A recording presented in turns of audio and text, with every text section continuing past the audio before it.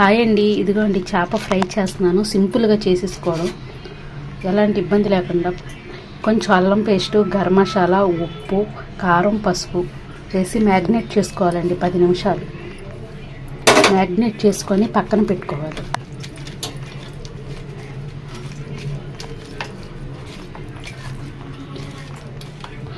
ఇది ఇలా కలిపేసుకొని పక్కన పెట్టుకొని 10 నిమిషాల తర్వాత మనం అంతలోకి అన్నం కూర వండించుకునే లోపు ఇది మ్యారినేట్ అయిపోతాయి.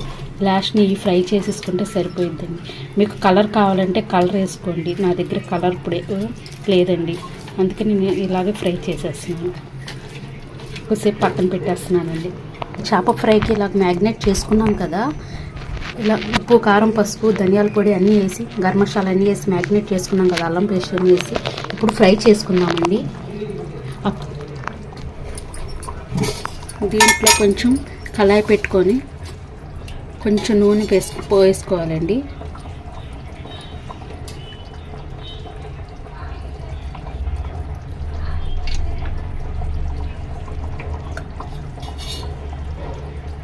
ఈ నూనె సరిపోతుందండి.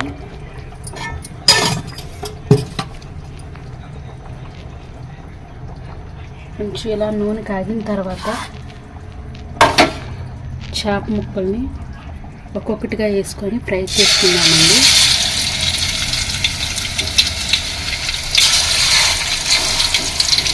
ఇదిగోండి, ఇలా వేసుకొని సిమ్లో ఫ్రై చేసుకుంటే ముక్క బాగా లోపలికి ఫ్రై అవుతుందండి.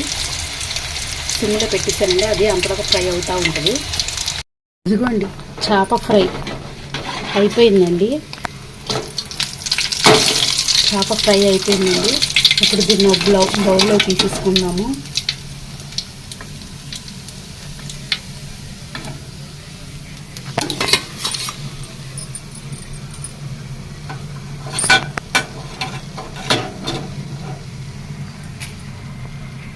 మళ్ళీ ఇంకో 2 ముక్కలు వేసుకుందామండి. దీంట్లో సిమ్లో పెట్టుకొని ఫ్రై చేసుకున్నామండి.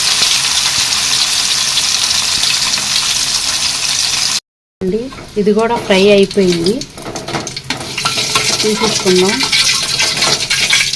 స్టవ్ ఆఫ్ చేసేస్తున్నాను. ఇదిగోండి, ఫ్రై అయిపోయింది, తీసేస్తున్నాను.